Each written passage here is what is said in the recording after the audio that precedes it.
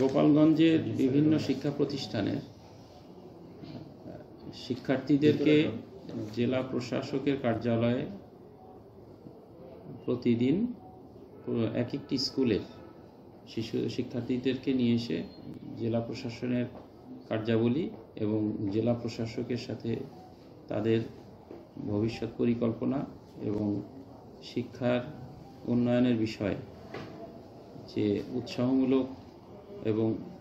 উদ্দীপনামূলক তাদেরকে বিভিন্ন ধরনের প্রণোদনা আলোচনা গোপালগঞ্জ জেলা প্রশাসনের কার্যালয় থেকে শুরু করা হয়েছে। জানুয়ারি মাসব্যাপী তারুণ্যের উৎসবের অংশ হিসেবে প্রত্যেকটা স্কুলের বাচ্চাদেরকে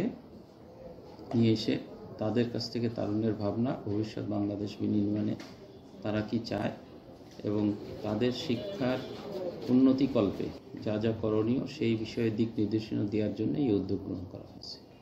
আমরা আশা করি এই উদ্যোগের মাধ্যমে তাদের মধ্যে সচেতনতা তৈরি হবে, একই সাথে দেশ গড়ার একটি নতুন প্রত্যয় তারা উজ্জীবিত হবে। আমরা আশা করছি যে ডিসি অফিসে, ডিসির রুমে অথবা ডিসি অফিসে বিভিন্ন দপ্তরে যখন তারা যাবে তাদের মধ্যে একটি উদ্দীপনা তৈরি হবে যে দেশকে কিভাবে সার্ভিস আরও বেশি দেওয়া যায়, দেশের মানুষের জন্য দেশপ্রেমে তারা উজ্জীবিত হতে পারবে এবং দেশে সরকারের যে বিভিন্ন গৃহীত কর্মপরিকল্পনা কীভাবে বাস্তবায়িত হচ্ছে এবং মানুষকে সেবা দেওয়া হচ্ছে সেই বিষয়টি তারা বুঝতে পারবে।